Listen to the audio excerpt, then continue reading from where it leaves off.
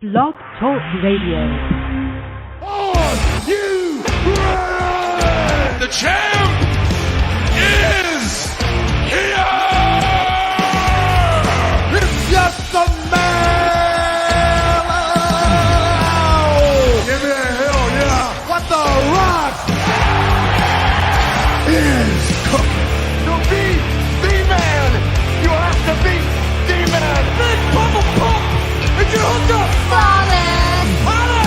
At the end Woo, woo, woo! Cup of coffee in the big day.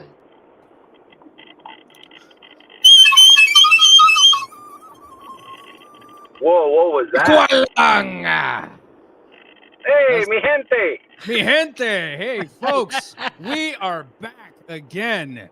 The triple threat back with you here tonight here on Working the Marks.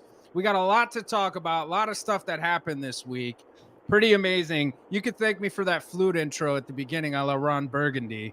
But really great to be back with everybody here tonight. Dee, wonderful to see you. I see a certain guy that we're going to be talking a lot about later on in your background. And we're joined by the Macho Man himself, Macho Rodriguez, on the road. Look at this guy. Mi gente. Mi gente. Mr. Mi gente himself. All right. From the Muscle of Wrestling podcast. This is amazing, D, isn't it? This guy, he's at work and he still makes time to be on Working the Marks here. Our guy on the street, our guy out in the field, tracking down the hot wrestling stories. He's tracking down the scoops and all the flavors. All the scoops. But before we go any further here on this show, I just want to say that this is not the only show where people fear for their lives.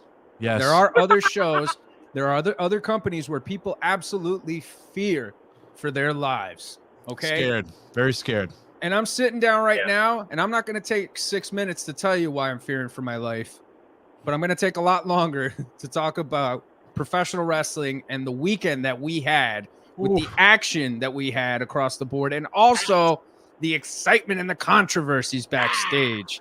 So certainly a lot to digest. Oh, there we go.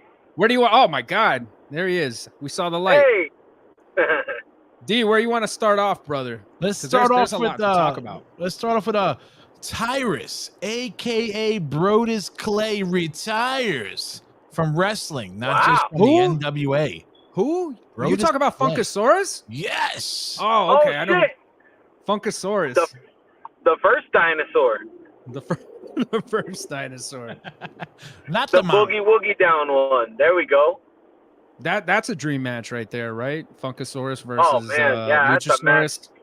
that would've Too bad he been fun, retired too. before we could watch it. Yeah. Yeah. AEW definitely. would have picked him up real quick. You know, they like giving away money. Well, I don't know Yeah. about that. I think some of his beliefs kind of conflict with AEW and the image that they're trying to being set. real. It's real is subjective, David. We all know that. He don't like taking bullshit backstage. He likes real companies. Well, I think it's his with political beliefs. hierarchy. When you got a guy who's featured on Fox News all the time, I don't know if they want to have that on AEW and everything that it entails. True. Whereas just with the want- NWA, it's different. I You're just very want to make awake. sure that it was D and it wasn't Umberto over there. Umberto. No, it's not Umberto. It's not Umberto. He Yeah. does get mistaken for him quite a lot, though. I look like him. I Oh. look like him. Well, you got So more we- hair than he does. That's cool. Oh, That is ooh, cool. the hair jokes come in. Cold-blooded. But yeah, so Tyrus is retired. I think he lost a career match against EC3 for the NWA Championship, the 10 pounds of gold. And the stipulation in the match is that if he loses, his career is over. So he lost. His career is over. And obviously, is that just for NWA or that's for everything? I don't know. I mean, I guess you'd assume it's everything. I mean, the guy's been wrestling for a little while. You know, he's got a pretty good gig going for himself on TV as, you know, political punditry is concerned. And hey, man, all the power to him, man. You know, he did his thing, man. Went out on his back. Now EC3 is the champion, the NWA champion. When did you ever think he would say that, right? EC3, NWA champion. You know, I mean, honestly, never, because NWA has produced some of the greatest charismatic wrestlers ever, and this guy is anti-charisma. So, I mean, it's pretty strange. Well, Billy Usually Corgan, the NWA champion. Billy Corgan can bring the good stuff out of you. Well, you know what? I mean, Smashing Pumpkins was the shit back in the day, so let's hope that's true. Yeah, absolutely, man. I actually had a chance to meet Billy back in the day at an ECW show at Hammerstein Corgan Ballroom. or Body? Billy Corgan. Wow. Okay. Billy Corgan, yeah. He was actually kind of hiding out in the crowd, and I remember seeing him with a Chicago Cubs hat, and I was there with my cousin Bernie, and I go, "Yo, I think that's the dude from the Smashing Pumpkins," and he's like, "It looks like him," and I was just like, "Yo, let me go up to him," and I went up to him, and I'm like, "Are you Billy Corgan?" He's like, "Yeah." And I was just like, "Oh, what's up, man?" Anyone for me? Hey, listen here, man. Hand to whoever you praise. But I can tell you from personal experience, Pat somehow figures out a way to run into celebrities. One time we were at Sea Caucus at Mill Creek Mall, and Pat ran into a dude from MTV. What was that little bald guy's name? Do you remember? Matt Pinfield? Matt Pinfield. Yeah, I remember that. Pat met Matt. Dude, Matt Pinfield, I met in Sea Caucus in Mill Creek Mall. Brenda Blackman from UPN 9 News. What? Okay? I mean, only the finest. Richard Bay from the Richard Bay Holy show. Remember the shit. Richard Bay show? Who Off else? the wall. Well, I saw The Rock when The Rock went to Mill Creek Mall. What was he cooking? Were we? Did we really? We were there together. I think we did. Me, you, and Bernie? Yeah. We all walked out there together, man. And it was funny because he said finally The Rock comes back to Sea Caucus. Like, you've never been to Sea Caucus, bro. What are you talking about? Like, who the hell goes to Sea Caucus on purpose? But but even the people from there will say that, okay? Hey, it's better than going to McDonald's to go meet Ken Shamrock and Al Snow. Remember that? That was awesome. Yeah. What McDonald's was that at? 32nd Street, the one up on Kennedy Boulevard. They used to have all the old autograph signings back there. Really? On 32nd Street? That was so awesome, dude. That was like one of the best things that they used to do. Like, I don't understand why they stopped doing it. I guess because, they want to monetize it, but I thought it was great, man. I mean, people met so many wrestlers there, so many wrestlers that way. The Rock was even there at one point. What was he cooking? Double cheeseburgers? Double cheeseburger, quintuple cheeseburgers. He put 2 double cheeseburgers on top of each other. Yeah, don't quote me on this, but allegedly The Rock's the one that came up with the McDouble. He's the one that said, you don't need 2 pieces of cheese, jabroni. Yeah. That might be that might be an urban legend. It might be a rural legend. That's why I said allegedly. I just want to make sure that we don't get sued or nothing, Fair enough. That's if we don't get sued for the fucking theme song, but yeah, the theme song is enough. So moving on, D, what other news did we have out of the wrestling world this week besides our main event topic? Well, Carlito has been signed by the WWE, but Creative still has nothing for him. Yeah, you can't make this up, dude. You can't make this up. They didn't have anything for him years ago. They re-signed him, and they still don't have nothing for him. I think he should take over the LWO. Beat up Rey Mysterio. Yeah. Take over the LWO. Absolutely. Yeah. He's a perfect heel. I mean, he's going to get the initial pop from being a babyface and being gone for 10 years, but he'll come in and he'll fall right into that heel category away. And you guys will appreciate this. Wouldn't you rather have a Puerto Rican running NWO than a Mexican? Well, I mean, but you also got to realize that there's a Filipino wearing a Puerto Rican shirt every week. So, I mean, isn't Joaquin Wild Filipino? Who? Is he Joaquin Wild? Is he? Oh, that's some bullshit. You can't be no honorary not really, LWO. Because Owen Hart was a part of the Nation of Domination. He was white. He was Canadian. But Owen Hart spoke fucking, street. Does this guy speak Spanish? Owen Hart was hood. He had street cred. He was from the mean streets of fucking of Canada, bro. Come on. Mean streets of Calgary, Alberta, Canada, man. True. Yeah. Yeah, it's a bad neighborhood to walk down. You don't want to mess with that fucking area. They got bears under the stairs. That is true. That is true. He is from Western Canada, so yeah. That I last thing you want, I heard from my co-host that the last thing you want is to get attacked by a moose out there. He's currently in Canada. Oh, he's hunting moose. Yeah, he's from Toronto's area, like New Brunswick, Canada. So isn't that where Edge and them are from? Family. I don't know. Is Edge from Toronto? Or Christian? Not or fucking what's his name? Fucking Mr. AEW himself, Jericho. No, he's from Winnipeg. Winnipeg. Who's from Yeah, Toronto? him and Kenny Omega are from the same place. Oh, Yeah. Jesus. No wonder Roddy why they get Piper along. too. Roddy Piper's from Winnipeg. Piper's a Canuck? That's right. Yeah. I always put Piper in my Ooh. top 5 Canadian wrestlers list. Hell yeah, absolutely. Christian's number 1. No, yeah, out of your mind. Where's No, your that father? Edge is. It's You heard definitely him? You heard, Edge. you Edge heard is him the on that fucking thing? What did he say? Where's your father? Or how's your father? Yeah, where's your father? Yeah. You got to give it to Christian, though. The way that he's been able to reinvent himself, the way he's been able to find these great ways to get heel heat, the Bro, fucking man, turtleneck, everything else. You have to be one of the peeps. I'm a peep, bro. Yeah. I'm down with the peeps. Yeah. We were huge Absolutely. fans of Edge and Christian growing up, man. I mean, they were the shit. Oh yeah. Their matches with the Hardy Boys were fantastic. Did he not say when they asked him about where's Edge? He's like, did he say I don't know him or I don't speak for him or something like that? His exact words were, "I only answer questions about myself," and then he paused because he's a heel, and then he said, "And Luchasaurus," and he said, "I don't have any friends. My only friends are Luchasaurus." Oh shit. Yeah. Well, So- speaking of Christian and speaking of Luchasaurus, we should maybe segue into All Out and our guy on the road, our guy on the street, watched the show this week. D and I obviously did not. No, I denounced AEW. He denounced AEW. His heart will go on. He's sticking with his boo, CM Punk. But Mach, what were 3 things that stuck out to you from All Out this weekend in Chicago? Number 1, I want to say is that this show was all about the future crop. It was all about them putting their foot down and saying, we're going to make the future of the company right now, tonight, and whether you're either going to get on board or not, and you could tell that it was all about making Miro the next big guy on Saturday night based on his storyline. They followed up with a storyline that he's been pushing for a year, which is that he doesn't know if he has a wife. He doesn't know anything, like the whole, I'm sure we'll get into it. Orange Cassidy came off absolutely the best, I thought. Obviously. You mean the guy who fake kicks you?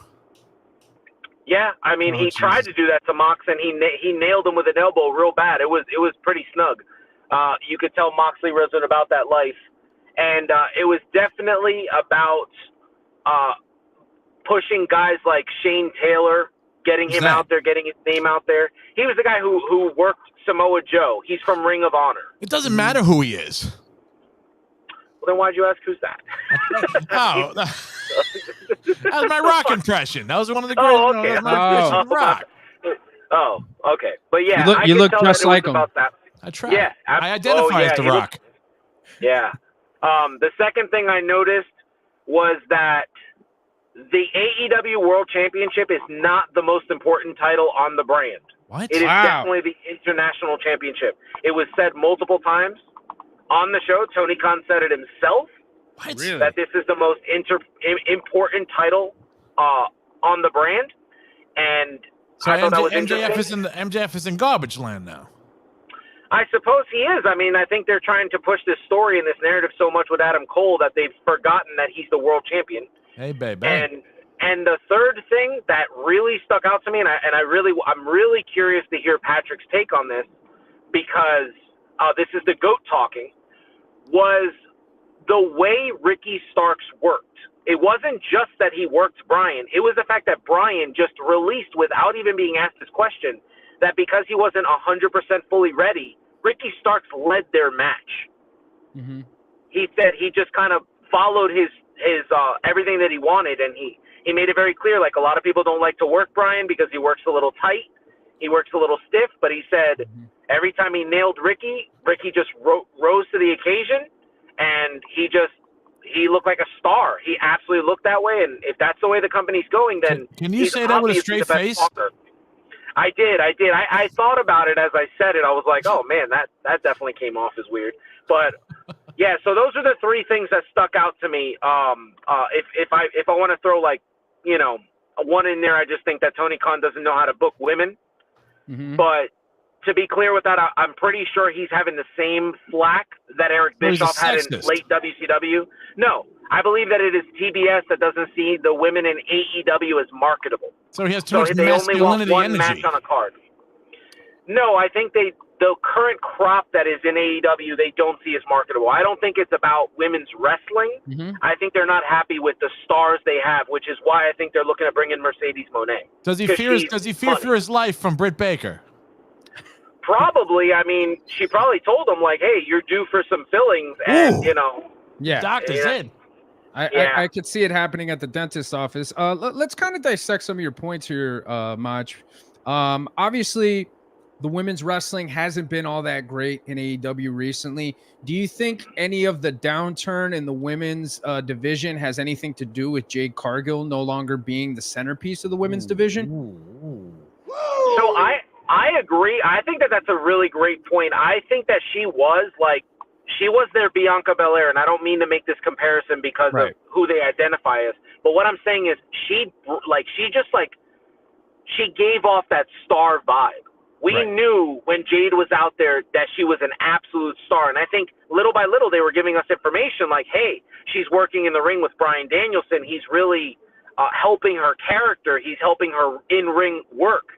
And I think that has a lot to do with it. I also think that something that hurt AEW, which I don't think they intended, was the way Britt Baker came off on All Access. I think she was the face of the division, and she comes off as kind of like very toxic. And that's the best way to put it. I mean, most people went into AEW All Access thinking like, oh, here we go, Sammy Guevara. This kid's like a little douche. And they came out thinking like, oh, no, he's just trying to be something. Like, this kid's like, he's a nice kid. He's had issues with Andrade and Eddie Kingston, but he squashed them both. He's trying to make himself, and he definitely said some things that I think caught him some heat on there. But getting back to Britt Baker, there is this one specific episode where Tony Schiavone tells her, you have to let this thing go with Thunder Rosa. And she like a child dressed as an adult, just said, I just can't let it go. Bring her to the E. Bring Thunder Rosa to the E. I think Thunder Rosa is going to end up staying in AEW. I think also Thunder Rosa has some aspirations for maybe doing some MMA fights. We don't know. But I do think, without a shadow of a doubt, that the division was better and women's wrestling was featured better when Jade Cargill was the champion. To your point, Bianca Belair is obviously a lot further along in the process. I think she's a better worker at this point in time compared to Jade Cargill. But Jade Cargill, you really don't need to do a lot to sell her. Her appearance is enough. She's gorgeous. She can talk. She's impressive physically. She's in the vein of a Rhea Ripley. I think that would be a dream match. Jade and Rhea, I think they would tear the house down. And I think the thing that sticks out to me about Jade is Jade's there's the back again. He's doing the back thing, the Raquel back pose again. But I think the thing that sticks out to me the most about Jade is Jade's desire to want to learn. Jade sitting under the learning tree of a CM Punk, a Bryan Danielson, a William Regal, listening to what these guys are saying, finding different ways to improve and to become a better performer. And I think that is going to get her very, very far in the business. Bring her to Bobby Lashley's group. Well, she would be awesome in Bobby Lashley's group. She would be awesome in WWE. And I think that if she wants to take her career to the next level, that's the destination for her. I think the way she lost was just so underwhelming. And no offense to Chris Statlander, she's a good worker in her own right. Who? But it was super underwhelming. Chris Statlander. I just think that they definitely could use somebody like Mercedes Moné. It's rumored that she's going to be appearing at Grand Slam, which is coming up in a couple of weeks. Who knows what'll happen between now and then? Yeah, money, and again, more importantly, you need a star really for that division. You need somebody to carry that. Obviously, you have a match already built there between her and Saraya. There's a lot of history there. I think that would be pretty good for them. Her neck? Absolutely, man. She's a pro, dude. Come on, that's not even a question. Didn't she the one that fucked up her neck? No, man. I don't Well, think that's Moné what was the one that fucked up her neck. I don't know. Do you have a source or something? Like, I don't know. I'm just saying, bro. Who's I remember Mercedes Moné messed up fucking Paige's neck. There was a spot, but Saraya's gone on record multiple times that it was just an honest mistake in the ring. Yeah, okay, that's what they say. Pat has kind of alluded to this, what I feel like has been like 2 months now, right, Pat? Where Saraya's never been fully healthy. Yeah. And I think that's this one, like, small shot. It doesn't even look that bad when you watch the video. Bro, I think even Conan and Disco said that in all in, you could see that they were protecting Saraya through the whole match. Yeah. Yeah. They had to. And look, man, I mean, they wanted to give her the shot in the arm. She had a great moment in Wembley. She deserved that. She never really got her WrestleMania moment, her quote unquote WrestleMania moment. I think it was great for her. It was her house. It's her house. Obviously, she comes out to Queen. I mean, it was cool, man, and good for her. And you know what? She deserves it, man, because of what she's meant to women's wrestling. Absolutely. What she did to women's wrestling, bro? Well, I mean, she was kind of a catalyst into where we got women's wrestling to now. She played her part. Her AJ Lee. Her beating AJ Lee. AJ and then did it all. Well, AJ we can't played talk a part. about Saraya without talking about Emma, because that match in NXT for the inaugural NXT Women's Championship. That's a classic, bro. But she was super over with that gimmick, man. Not for nothing. She was super over with that gimmick. Look at that look he's giving. I think Macho's driving through the mountains. That's the look you deserve. Okay. That's the look you deserve. You froze on a dirty look, and that was the look that Dee deserved. Yeah. All right. No. What I was gonna say was the first match that was given house down. I recommend anybody go back and watch that match. It is the inaugural championship. Emma was great match. in NXT. When she went up to the main roster, she sucked balls. Yeah, it didn't work out. I mean, look, sometimes these things happen in the business, man. But at the end of the day, she was in the back sucking balls. Well, I don't know about that. I don't know about any said balls. I'm healing it up today, guys. You are healing it. Yeah, you're certainly healing it up. Call me Disco. We're gonna call you DJF. All right, DJF. Look at the DJF. face. Look at the face. Macho's face says it all right there. You froze on another dirty look that he deserved. But but moving along, the Ricky Starks Bryan Danielson match, that was a match that kind of interested me. I still wasn't very particularly sold on the card. Anytime you get to see Bryan Danielson wrestle is a great time. I'm a huge fan, obviously, as you know, as well as you are. Been following his career since the beginning. And Ricky Starks, man, he seems like a guy that the veterans really like. And I think he has the right kind of attitude.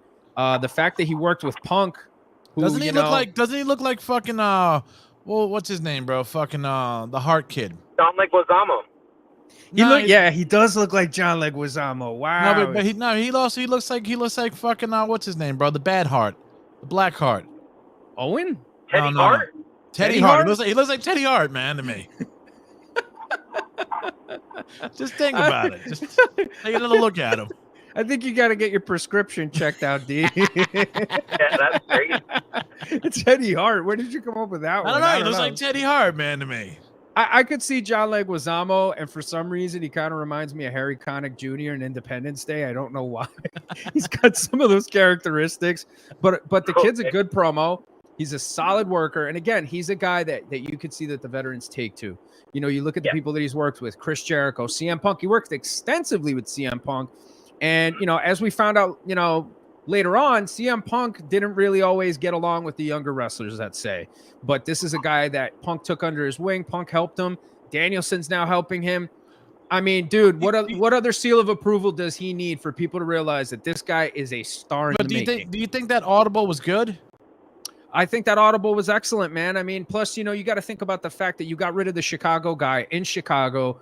What other guy can you bring in that's got that kind of credibility, that zest? You already got Samoa Joe on the card, Bryan Danielson. Bryan Danielson's going to pop a crowd anywhere he goes. But it was more than that, because Bryan actually told us, which I didn't know. Pat, you might know this because you're more of a historian in terms of who works where. But Bryan actually told us that was the first time he'd ever wrestled at the United Center. So not only did they get Bryan Danielson, but it was the first time that crowd had actually seen him in a wrestling match. So it was the perfect ad-lib.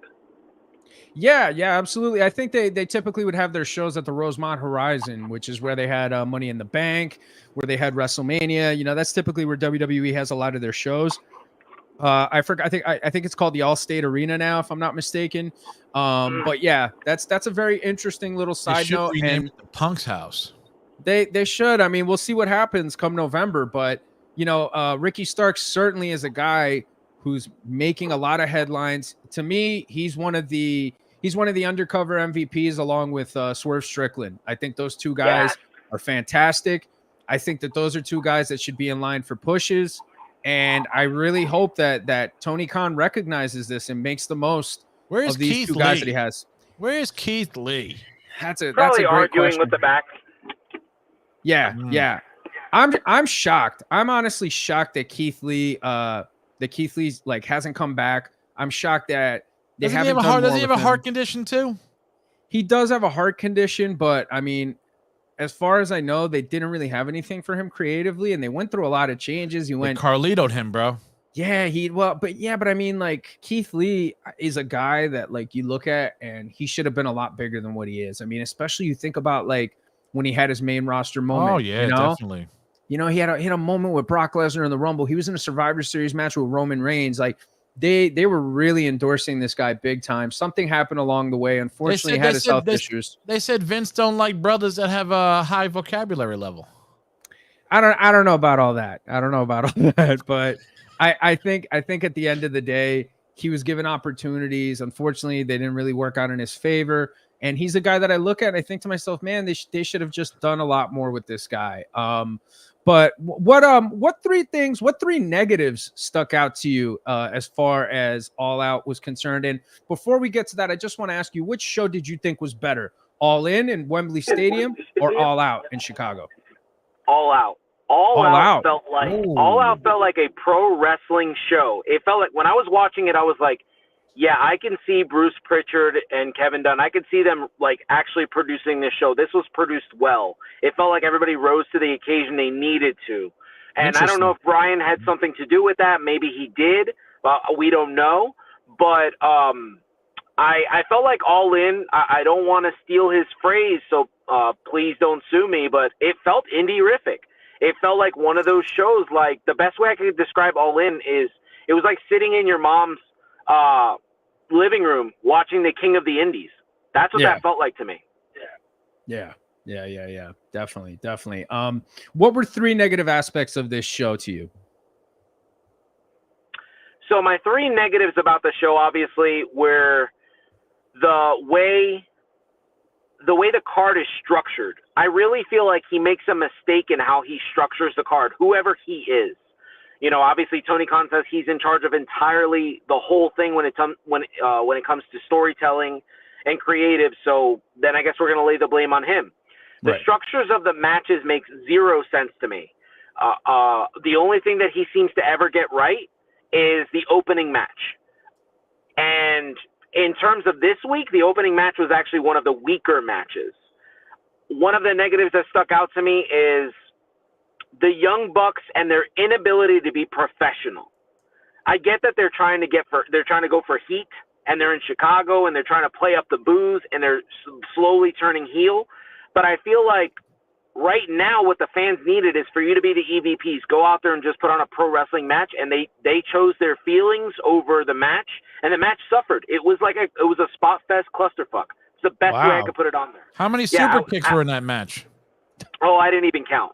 But I can tell you that there was two spots where they did the finish for the FTR, where it was one Young Buck, one FTR member, and then they did the double super kick with one Young Buck and one FTR member. That was the second negative that I saw, and honestly, I don't want to keep harping on this, but it really feels like companies kind of they booked themselves into a corner with MJF. They don't know how to book him now. That's what it feels like to me. I think they're using this tag title thing, and it's really hurting the rest of the roster because some of those Ring of Honor talents that are just jobbing to them, like Aussie Open, that's a solid team that Will Ospreay has worked his ass off to make a thing in Japan, and they come over here and they're just fed to MJF and Adam Cole, and it doesn't feel like it's the right decision. It doesn't feel indie-rific? No, it feels like poor booking. Like you can have people can lose and it not hurt you. Ricky Starks lost. Orange Cassidy lost. It didn't hurt either one of them. They rose. They're going to be bigger stars after these losses. Wardlow beat CM Punk. It didn't hurt CM Punk, and it made Wardlow the biggest star in that company until they decided they didn't want to Bill Goldberg. And those are the three things that really stuck out to me as negatives. I don't know. I mean, so what do you think? What do you think about the things I said there? Well, there's certainly a lot to digest. I think you bring up a lot of good points. I think the fact that MJF is your world champion and you're not featuring him more prominently Now you have the international title main event that show when you should have had the AEW title main event that show. And you're basically telling your audience, literally, and you're demonstrating to them that the international title is more important because it's on a guy like Jon Moxley now. I think that they're going to struggle now that they don't have CM Punk. They're going to scramble around and figure out a lot of things. Jon Moxley is a good hand, but do I think that Jon Moxley is going to be the guy to bring in those ratings? I don't think so. I really don't. Patrick, if he works the style he works this week, that he worked this weekend, I believe he can. But if he goes back to the Matt Cardona style, I don't believe that it's going to work. No.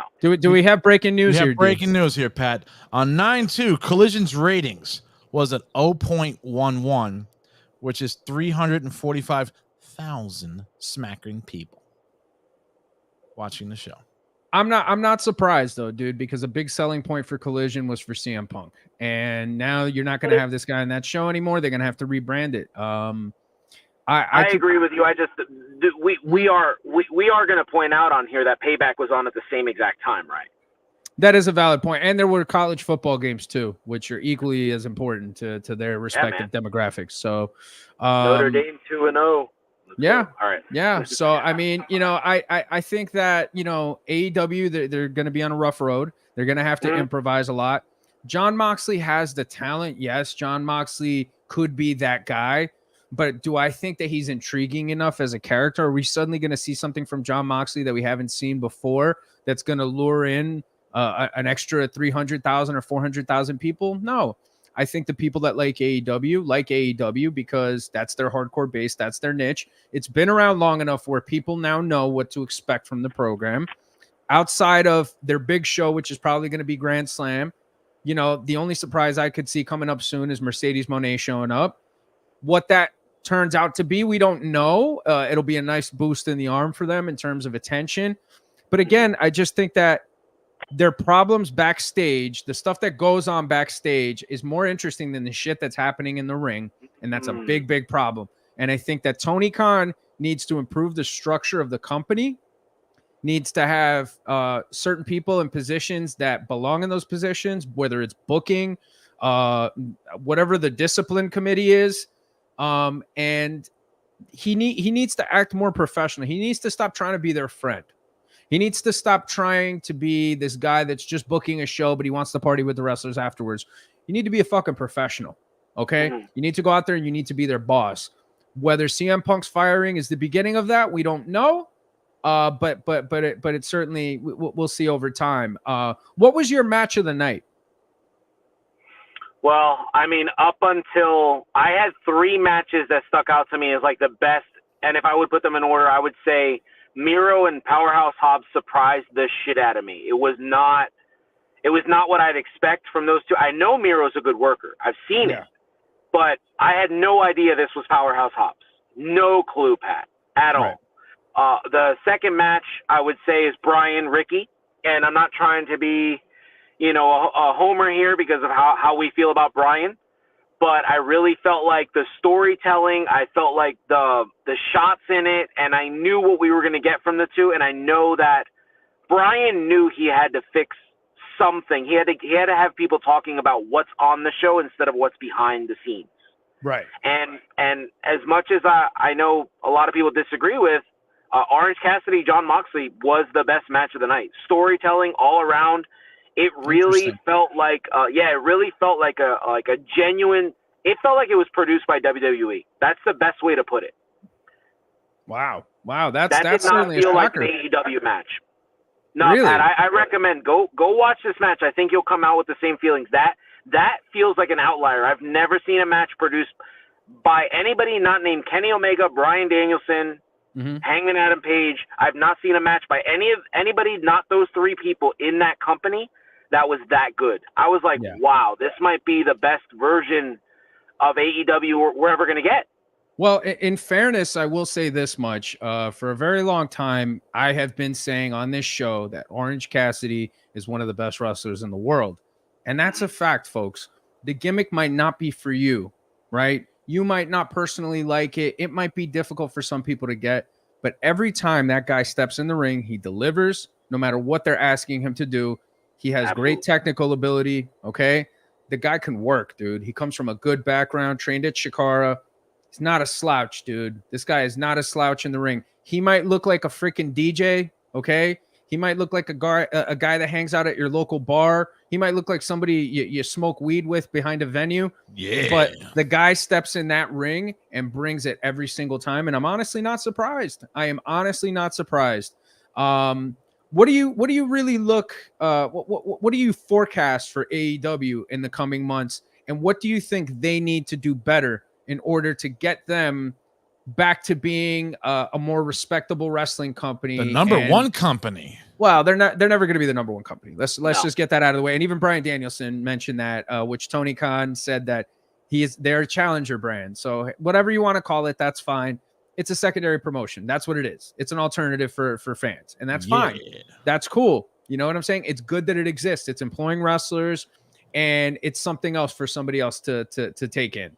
But what do you forecast for AEW in the coming months, and what do you think they need to do better to maybe perhaps get some of that respect and credibility back, and kind of eliminate some of the black stains that they've gotten over the subsequent months? First things first, I think they need to produce better product on screen and get people talking about what we're watching on our television on Wednesday nights from 8 to 10 and Saturday nights from 8 to 10. I think that is the priority. And right now, and I say this so often, I say it on my show and I say it on TikTok, I can't have faith in Tony Khan because we care as a fan base, a wrestling fan base. We care more about the shit that happens behind the scenes in AEW. Like, look, CM Punk is gone for 9 months. Nobody's talking about the product on screen. We're talking about where's CM Punk. That's a problem. Tell him when people care more about the guy, that's not there.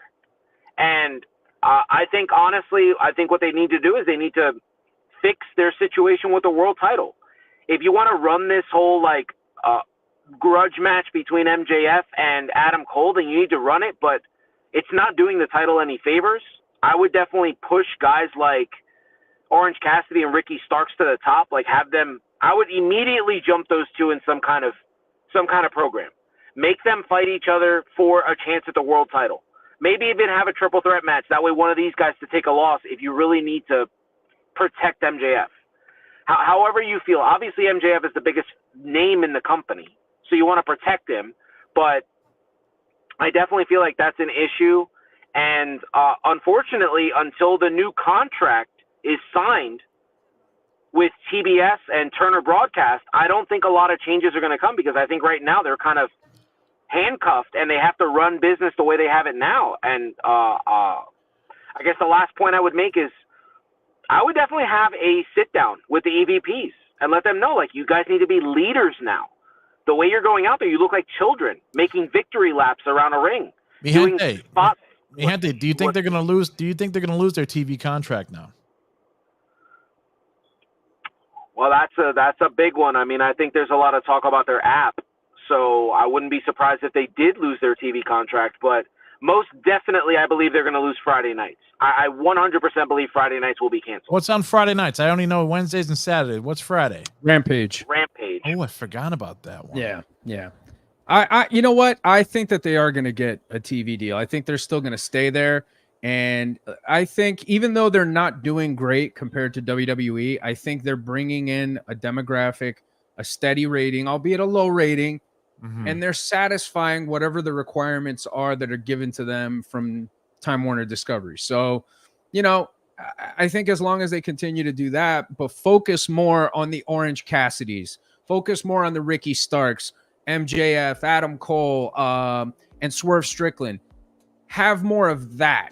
You know what I'm saying? And less of the bullshit. I think they could go a long way to repairing their reputation with the fans. Mach, can you stick around with us for the main event topic, or do you have to run? No, I can give you about 20 more minutes. Great. Wow. Mi gente. Wow, mi gente. Well, obviously this is our main event topic of the evening, and it's no surprise that it's going to be AEW firing CM Punk for cause, and everything that surrounded it. It obviously took the wrestling world by storm over the weekend. We had even talked about it during our Payback post show. And we didn't really want to delve too deep into it just then, but now we obviously have the opportunity to talk about it a little bit more. We're finding out a few more details as far as it goes with some of the things that have happened in that subsequent time. Mach, do you kind of want to bring us up to speed here, bring our viewers up to speed and kind of fill them in on some of the key details surrounding the firing of Carlos Miguel Punk from AEW? Ooh, chick magnet. I love that. I love how the CM is just so ambiguous. Yeah. So from what we've heard is that there is a tape out there that can be released. Do I believe it'll be released? Possibly by somebody that's irate with backstage shenanigans. So we know that Jack Perry wanted time off. And CM Punk wanted him to stick around because they needed him for Saturday night. So clearly he saw value in the kid, and the kid didn't appreciate that. He felt the best thing to do was be a child about it and go work the spot anyway. Well, he's a child. He's from a child actor, right? Well, I don't know. His father was an actor, but preceding all of that you just mentioned, there was that incident involving the glass where Jack Perry had suggested to management that he wanted to use real glass for the car spot that he had in mind with his match with Hook. Management had told him that they didn't think it was a good idea. Tony Khan had told him that he didn't think it was a good idea. And I think in a last-ditch effort, well, look, he's young. He wants to do something, that's memorable. I mean, okay, whatever. I guess we've all been there once before. And I guess as a young wrestler, it does happen. But they had kind of reached out to CM Punk in a last-ditch effort to kind of talk to Jack and to say, hey, Jack, you don't have to use the real glass. Odds are it could be dangerous. Use the fake glass. Jack then proceeded to kind of have a verbal sparring session with Punk. Punk kind of left it as it was, not really a big deal. He was doing what he was asked as a veteran in the locker room. And then it brings us up to what you were just talking about, which is, what you had just mentioned about Jack Perry wanting to take time off, Punk telling him to stick around.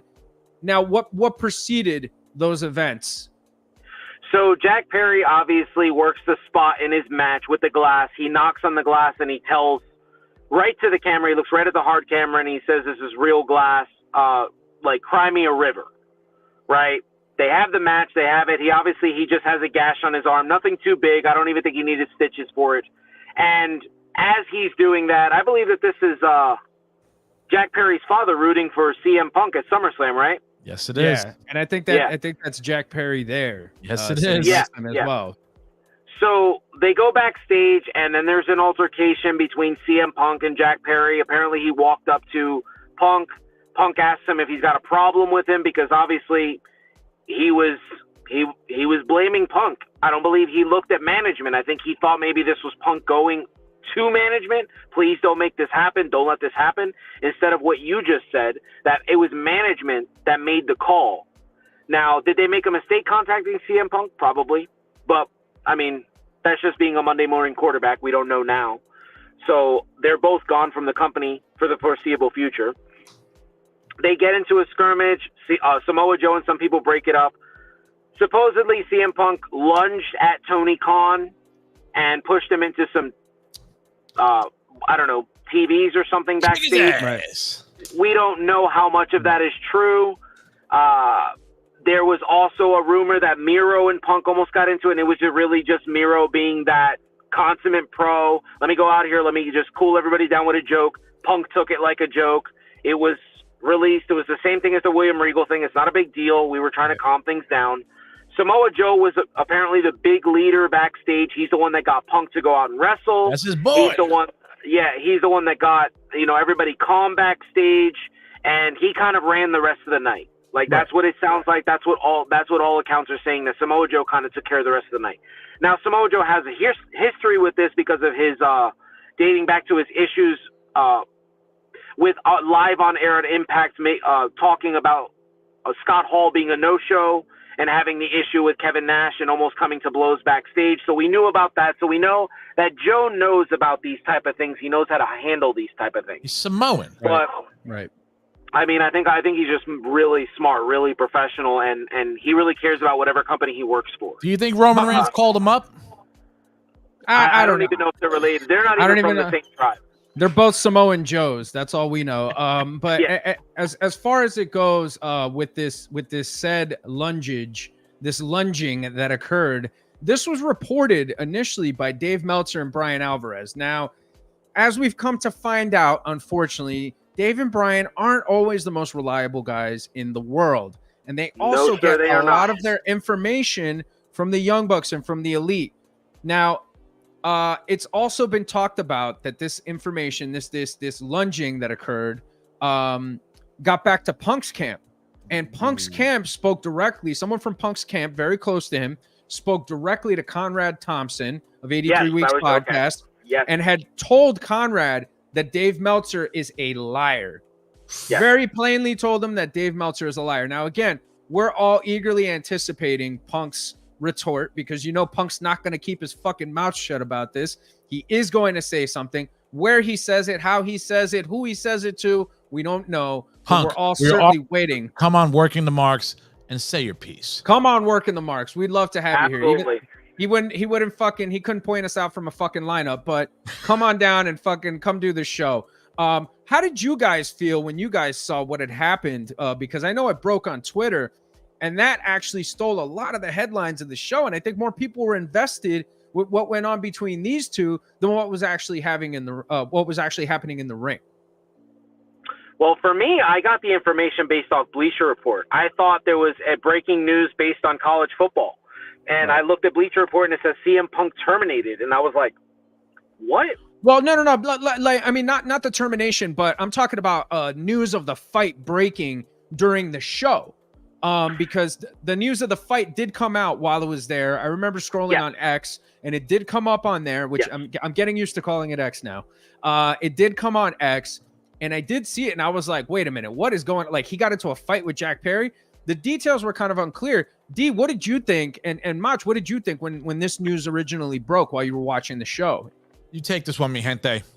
Yeah? Okay. So I really thought that was a poor decision, and I thought it was strategically released to blacken anybody's opinion of CM Punk right away, because CM Punk had just clearly had the match of the night. TK's a and bitch. It was like, we're just going to 100% go out there and knock them. We want everybody to forget what they just saw and talk about what happened backstage, which is what I alluded to a couple minutes ago, that it seems like they want you to talk about the drama backstage. They don't want you talking about the product on screen. They are definitely believing what Eric Bischoff preaches in his book, which is controversy is cash. And it's not working in their favor. I thought it was such a stupid way to ruin the rest of the night.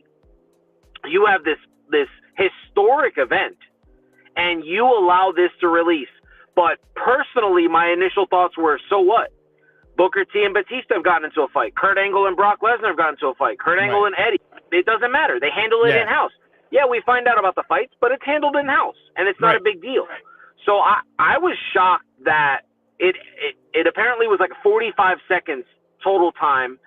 Punk, choked him out as quickly as he did, and it was over. And he went out and he had the fucking match of the night. So what was the point? What do you care about? Do you care about the product he's producing on screen, or do you care about the fact that some 20-something-year-old kid just mocked him out in the beginning of the pay-per-view and then antagonized him when he went to the back?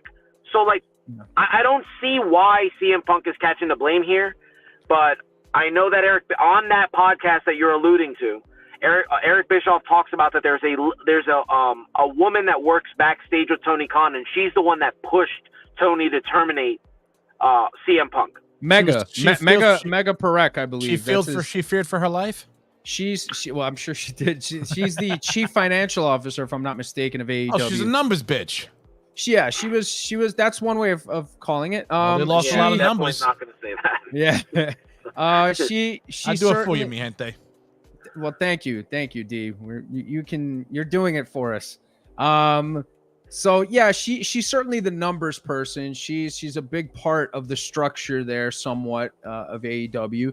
But we also did find out later on that CM Punk had arrived in London at Heathrow Airport, did not have any car arrangements, did not have anything set up for him. And look, folks, Main event stars typically get these things. In WWE, Roman Reigns gets picked up in the private jet. You know what I'm saying? He gets taken straight to the arena. You know, he's not standing around looking for an Uber or waiting for the fucking bus. So you're telling me, Patrick, are you telling me, Patty Reekin, that when WWE goes over the fucking to fucking what's the Saudi Arabia? Saudi Arabia. Are you telling me that WWE takes their wrestlers to the event?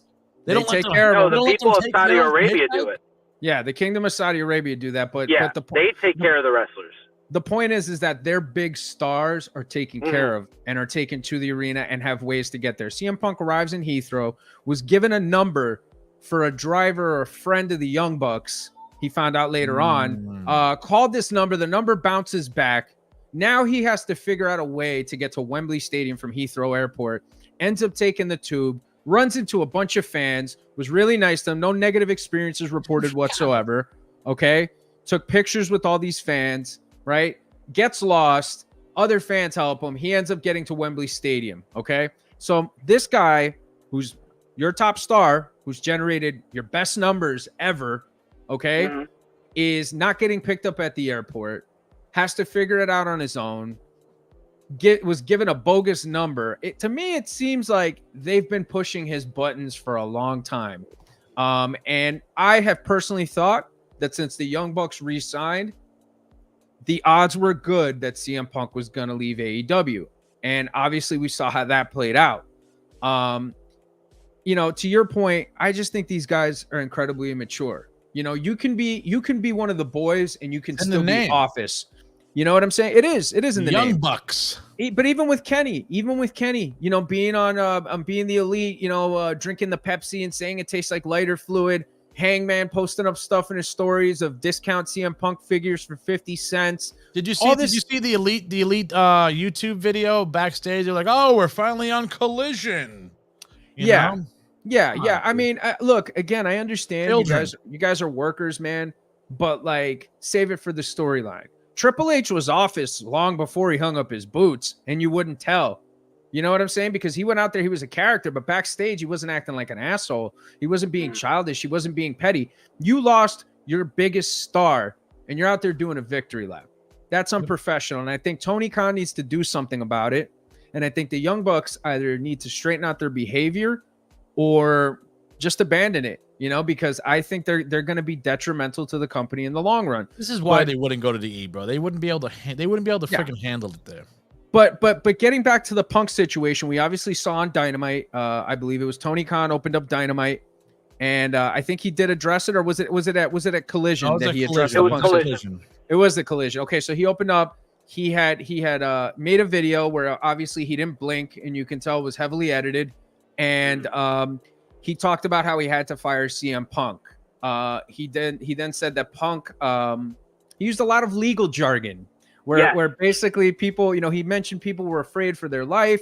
He also went out in front of the United Center crowd and sat on a chair like a cool gym teacher who caught kids drinking a beer behind the bleachers. You know, I'm shocked he didn't turn the fucking chair around and sit on it backwards, you know. But he went out there and he talked for 6 minutes and people started calling him a pussy and booed him. Okay, talking about that he feared for his life. Why didn't he get him locked up in England? What did you think of this news when you saw it, Mach? What did you think of Tony Khan's statement on firing CM Punk and him fearing for his life?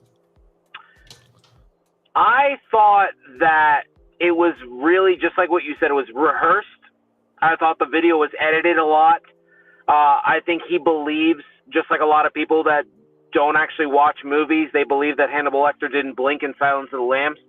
I think that that's something that he just believes, and he's like, this is going to come across better by me just looking at you like this and not blinking the whole time. But that doesn't. It comes off as impersonal, and I really thought to myself, sure, I agreed with Eric Bischoff and what he said on the All Out video, that they should have done it before. Like, you just have to bite the bullet. Obviously, if CM Punk doesn't show up at Collision and he doesn't show up at All Out, we know something's up. And it's going to be Royal Rumble 2014 all over again. It's going to be Bryan Danielson getting guys like Rey Mysterio booed. because WWE decides they don't want to push this guy at this time. That's what's going to happen. So you don't want that to happen. So he had to get out in front of it. I just thought the way he did it, whoever gave him that advice definitely did not have the company in mind. They just wanted him to go out there and just do it. Right. And it felt, and I hate to say this because I don't have confirmation on this, so this is just my opinion, guys. It felt like he possibly contacted someone like Dave Meltzer and said, how would you do this? And, because Meltzer has actually said that he has given creative help to Tony Khan before. He said that himself. Yeah. I think that's more wrestling centric. I think in this case, he spoke to his lawyer. And I think the person he spoke to was looking out for the better interest of the company in the legal sense. The wrestling sense, that's a whole other fucking ball of wax. But the language he used was certainly one of a guy who spoke to a lawyer and was told to use that specific terminology, okay? Look, it's no secret Tony Khan grew up a billionaire, right? Rich kid, man. Probably never got into a fight in his life. Was he ever let me ask you a question. Is there any video or pictures of Tony Khan at a WWE event? Ever? There's pictures of him. Yeah, he's been backstage before, giving out Jaguars jerseys. Dude, he used to go all the time. As a matter of fact, I think that's how Cody met him. And Cody introduced him to the Young Bucks, and he kind of got them in that world. And he was already a fan of those guys. But Tony Khan seems like a guy who's never probably been in a fight in his life before. Never had the need to, because he's fucking loaded, and he probably is always walking around with a bodyguard that got guys like Brodus Clay next to him and shit. Yeah, he's got dudes that'll they'll break somebody in half like a toothpick. So it's easy, for as outrageous as it seems, it's very kind of believable to me that Tony Khan would be afraid in a situation like that.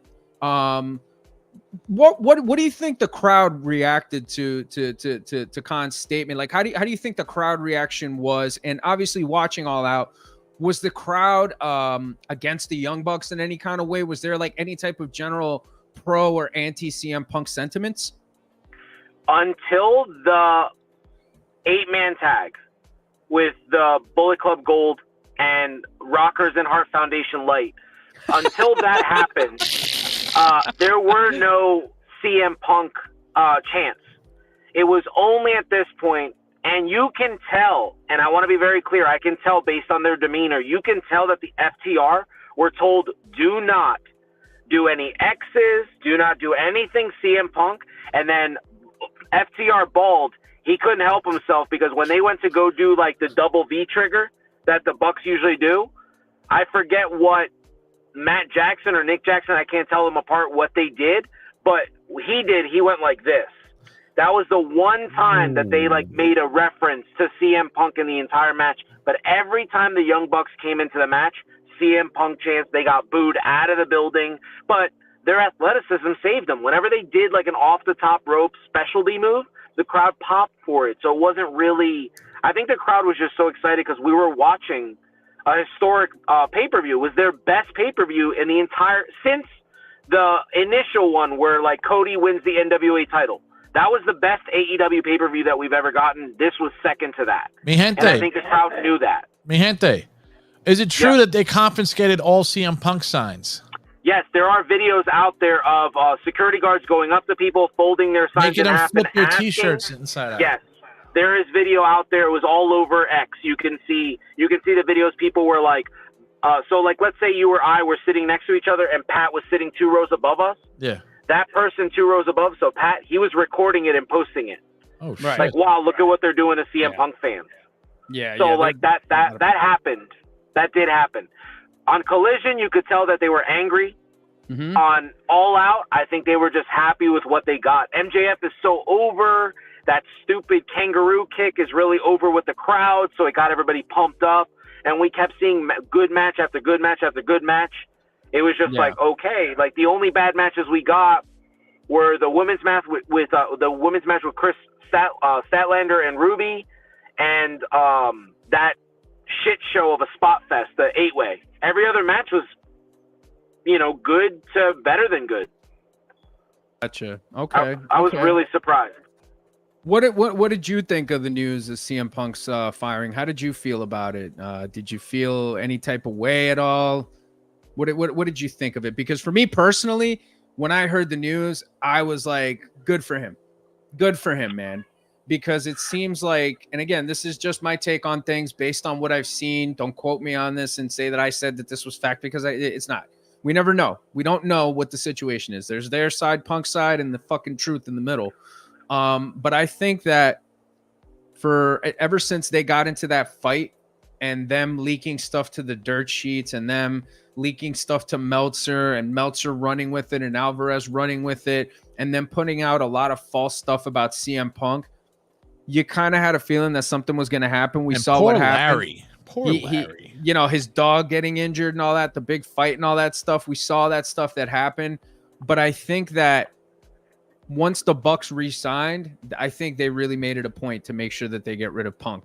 And I think Punk really knew that. Obviously, we saw rumors came out that at some point throughout the year, I think early on in the end of 2022, going into 2023, Punk was thinking about quitting and going to WWE and being in the Royal Rumble and setting up a match for WrestleMania with a guy that he eliminates there. And that guy was supposed to be Kevin Owens. Now, how much of that is true, we don't know. Again, this is all speculation. There's a lot of stories that came out about Punk and Regal having a problem and all this stuff. Obviously, we're going to start seeing a lot of negative stories about Punk coming up because people want to paint their narrative. I think the fans have already made up their mind for it. I think there's a sense of relief when I saw that he was gone, because now he no longer has to deal with any of that bullshit anymore. And I think for as much as he wanted his creative independence, for as much as he wanted his wrestling independence, I think he misses the structure of WWE. And yeah. I think that he's going to end up going back to WWE sometime soon. Look at that beautiful cat. I think we are cat men on this show, by the way. I think that he's going to end up going back to WWE, and I think he's going to make a fuck ton of money. What about Impact? What about Impact, man? They're putting out the dimes. I think you just put a picture in the background. I think that's what you did. If it happens, it's going to be very much like Steve Austin and ECW. It's going to be a very quick run. It'll be show-to-show pay base. But I'll give you my last thoughts real quick. Sure. Then I have to get off here for you guys. My initial thoughts, and I genuinely mean this, my initial thoughts was, fuck. The women are going to lose night one of WrestleMania main event one more time. Damn. That was my initial thought. Right. I thought to myself, I thought we were getting Becky versus Rhea as the main event of night one, and now we're possibly getting CM Punk main eventing night one of WrestleMania, because I don't think he cares what night he main events. He just wants the main event, and I think that'll be the sticking point, and they're like, sure, we can give you night one. So that's kind of what I'm seeing. That was my initial thought. This guy was quick to change the background. That's great. Yeah, he's very, very good at that. Very good at that. All right. Well, guys, thank you so much for having me on. I look forward to it. And if you need me to fill it in again next week, Humberto, I'm about to take your spot, buddy, so you need to jump back on this show. Suave mi gente. I think what I'll have to do is, as quickly as Dee just did that CM Punk on Raw, I think I'll have to I'll have to put my face over Humberto's body for the intro of the show. So you need to hurry up and get on here, Poppy, because look, I got plenty of hair. So you're cold. Low blow. Damn, low bro. blow. There's heat here, bro. Somebody's shooting an angle, all right? You guys shoot it on your own time, all right, man? But it's all love. It's all love. It's all love. I love Cuban sandwiches. All right, guys. Thank you so much. Thank you so much, Macho Rodriguez from the Must Love Wrestling podcast. We look forward to having you on. Love you, brother, and come back on anytime, man. Take care, man. Yes, sir. Peace out. See ya. Well, D, obviously, it's back to the two of us here. I love working Cuban the marks. sandwich. Yeah, he's shooting an angle here. I don't know, man. I got to step away, man. That was a good one. My hands are clean of this one, brother. But yeah, I mean, I think to his point, it's like this is a good thing, I think, for CM Punk. I think wherever he lands, he's obviously going to get a ton of attention. When there's a guest on the show, I just like being the clown and I like them to shine. But I mean, to answer the question, bro, I was fucking elated. Really? Elated when I heard this shit. I started to cry, bro. I was like, It was like head going back to corn. Yeah. Punk's going back to the E. Well, you know what? Actually, you have been a vocal advocate for CM Punk going back to the E. You had initially wanted him to go back to the E. I think you were happy to see him back in the wrestling world again, but obviously you were really him and Sting were the only reason why. Him and Sting were the only reason why I watched AEW. And now Sting ain't really holding me there, and Punk was the only thing holding me there. And now I'm like, Punk's gone. I'm out. Mm-hmm.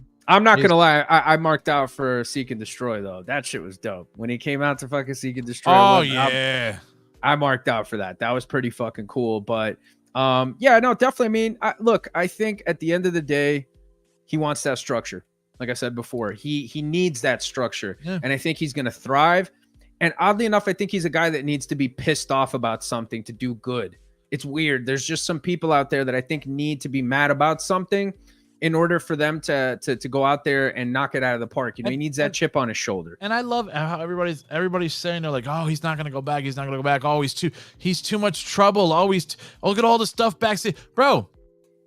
It wasn't his fault that these dudes came bum rushing in his fucking locker room and attacked him and his fucking dog and fucking Mr. Steele. Mm-hmm. That was them. You didn't need to go in the back of the locker room. Number two, Jack Perry should have kept his fucking mouth shut and been a professional and not said, this is real glass on the camera, and then fucking go up and confront the guy backstage. Bro, if you were confronted and pushed against the wall, you were going to fight. And CM Punk's from Chicago, bro, and he's like a fucking pit bull.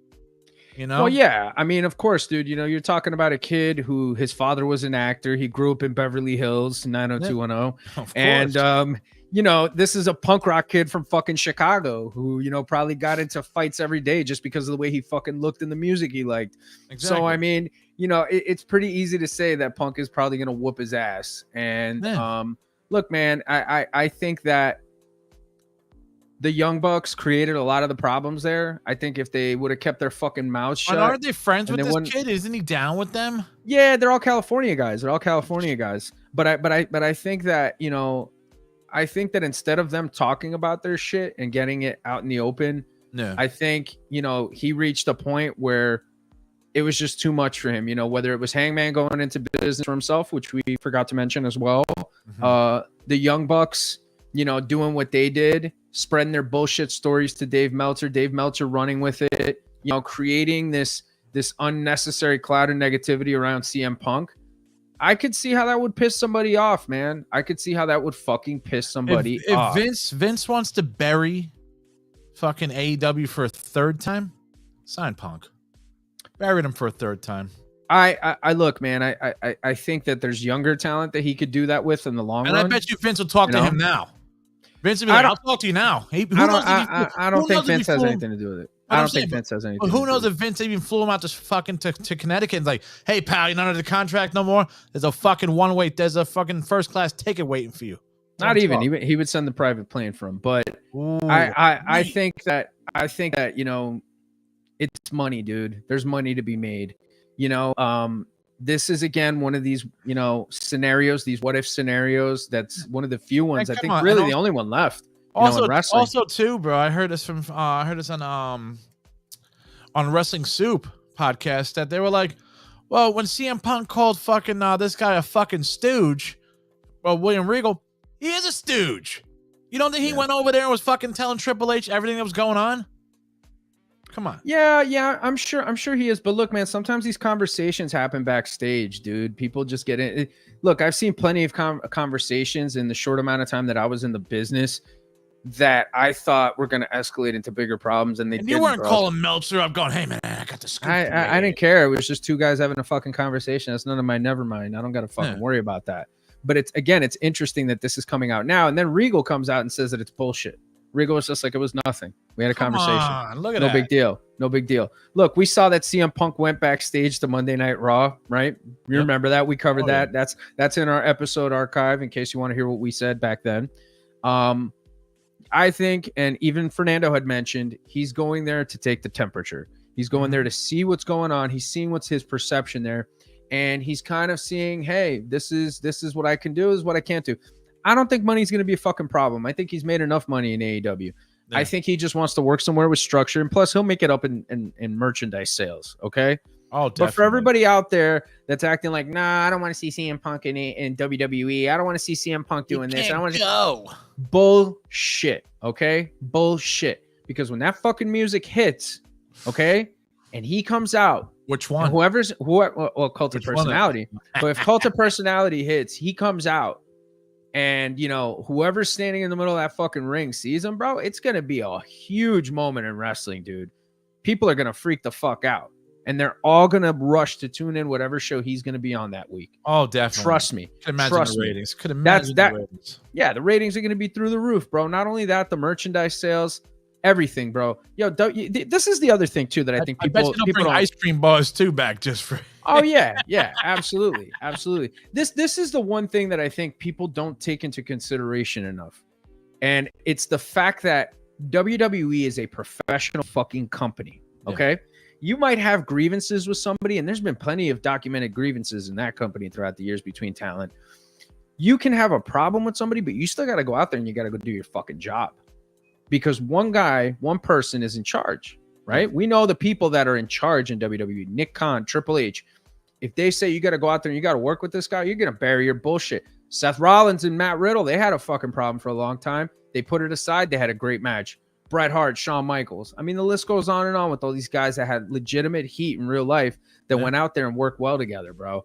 So none of this bullshit, none of this petty nonsense is going to be tolerated. And if it does happen, it's going to happen on TV, and they're going to use it to generate interest, and it's going to be a fucking angle. That's what they're going to do, because everybody there is a professional. How much money did Matt Hardy make, bro? Come on.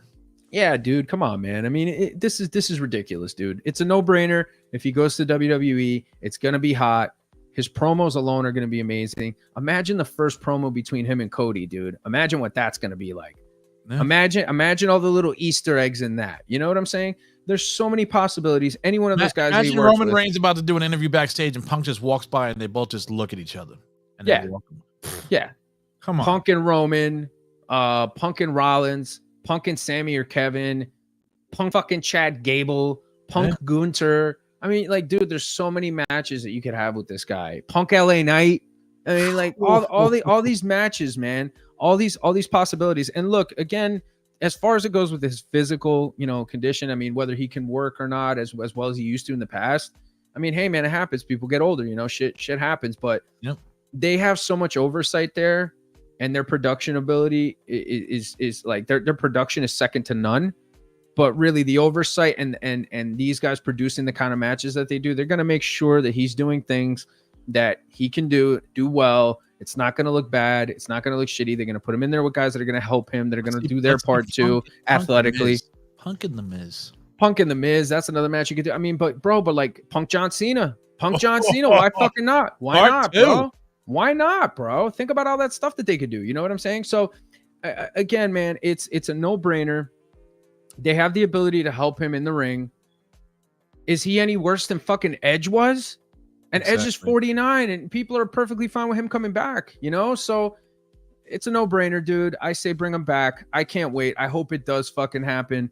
And I hope that, because, Triple H is a smart guy, dude. He's going to do it for fucking business. And if they sign Punk, it's going to be a part-time deal. It's going to be like, And look at Roman. Roman said, he's like, if it's good for business, I'll do it. Even if Roman even said it himself. Roman made it very fucking evident he doesn't like him. Rollins made comments to Nick Hausman, Chicago's own Nick Hausman, and told him the same thing. He doesn't like Phil. Called him a cancer. Great. He spoke it well in character. Yeah. At the end of the day, these people are businessmen. They're going to do business. We're not talking about the minor leagues here. So it's certainly going to be really exciting to see what happens between now and then with CM Punk, as well as All Elite Wrestling, and as well as WWE. I mean, just a great weekend for wrestling shows, for wrestling fans. And, we'll see what happens in the next couple of weeks. But one last thing we'll talk about here. But, D, if you had to guess when CM Punk would make his debut in WWE, if that were to happen, when would you think he would make his debut? I mean, it's very obvious. Everybody wants him to come out to Survivor Series because it's in Chicago. Right. But I would be more surprised if it was Royal Rumble. Yeah. I think more sense. It would make more sense. More importantly, I think maybe it'll give him a little bit more time to get a little bit sharper. And he'd be able to hook up a fucking match for WrestleMania. Who throws him out? Who he throws out. Yeah, absolutely.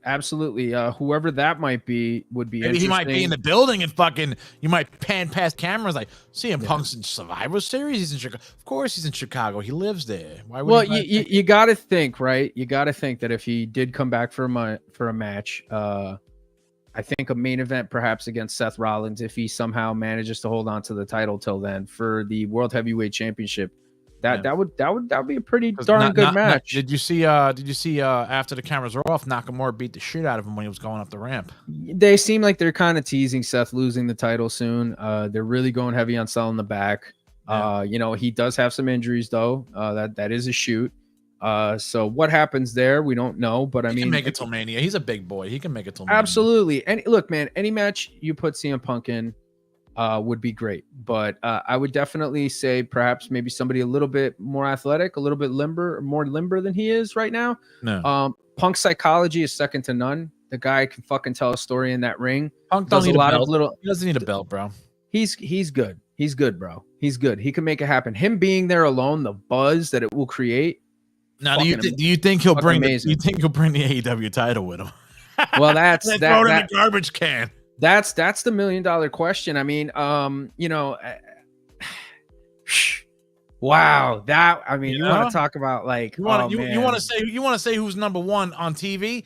Drop that belt in the garbage can. Can you imagine? I mean, can you imagine like the nuclear outrage online? Ooh. If something like that were to happen? It would be insane. But again, do I think it will happen? Probably not. But you can't rule it out, because at the end of the day, the guy who's in charge of WWE, the guy's in charge of creative right now, he's a guy that drove a tank to WCW to go see his friends. He's a soldier of the Monday Night Wars, man. He's a Monday Night War veteran. I think that he takes certain things personally, and I think he also understands how great it is for fans. And I think the real Tony Khan would fucking appreciate that. Sure, I think the non AEW owner Tony Khan would appreciate it as a wrestling fan. But whether that happens, an asterisk next to his name, he's real Tony Khan. That certainly would be something if it did happen. And if you are going to do it, I mean, that he's a lightning rod for controversy. CM Punk. Come on, you want the world to hate him more? Do that. That's certainly the perfect guy to do that. But yeah, if I had to guess, I would say maybe the Royal Rumble. We don't know. He doesn't have a non-compete clause. He was released outright. He was fired outright for cause. So he pretty much can do whatever the hell he wants. If I were him, I mean, you're in shape already. Why not? Even if he doesn't wrestle in Chicago, he doesn't have to wrestle. He'll be backstage. He'll probably walk up there and be like, I can come in now. He doesn't have to wrestle. He doesn't have to do anything. All he has to do is music. That's it. Music, come out, maybe beat somebody up, hit a GTS. The place would explode. The same people that booed or were divided, they would fucking cheer him. Anywhere would cheer him. All the big mark territories would cheer him. It's money, D. We hope it happens. Here on Working the Marks, we'd like to see CM Punk back in the WWE. I think it would be great for wrestling. It would be great for the fans. I think Umberto would like it too. I think he would too. I think Macho would like it, obviously. And we know you folks will like it as well. Man, no top guy, Timothy Brown tonight, huh? No, I don't know what happened, man. I don't know. Oh, man. Shout out to Working the Marks top guy, Timothy Brown. And our other top guy, Fernando Uribe, who's not with us tonight. A.K.A. Umberto. A.K.A. Umberto Del Rio, I guess. He'll be joining us hopefully next week. We love having his insight on the business as well. But, folks, it's been great show talking. Big thanks to Macho. Check out his podcast, Must Love Wrestling, available here on Famcast. They just got an IG page now. He just popped up an IG page. Yeah, moving on up. And check out Dee's own podcast, From the Dungeon Podcast, which I used to co-host with him. If you want to throw me a couple bucks, go to patreon.com/From the Dungeon Podcast. Yeah. Throw me a buck. You can watch my episode, and I think there was some drummer's episode on there, but I forgot his name. But yeah, I believe I'm the highest rated episode. I think you are higher than Mr. Fields' episode. Yeah. So hey, man, easy work, man. Obviously, I bring the ratings wherever I go, man. The demo's through the roof. So come on now. But folks, thanks for tuning in tonight. Send us a message, drop us a line. We'd love to hear what you're thinking. We'd love to, talk about it here on Working the Marks as well. And we certainly look forward to bringing you more great wrestling content in the future. He is Dee Rotten from the Dungeon. He's straight from the Dungeon. That's it. Not Stu Hart's Dungeon, but he's from the Dungeon Podcast. And I am Patty Reekin, the bread of the table, the man with the plan, the star of the show. And every week on here, I botched it already. Every week here on YouTube, or however the fuck you watch this stuff. We are working the marks. Take care, everybody. Have a good night. Peace.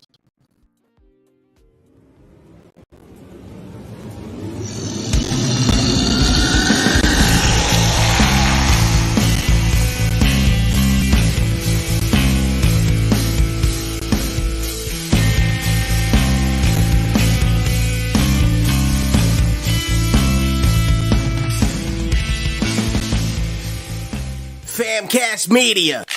Bitch.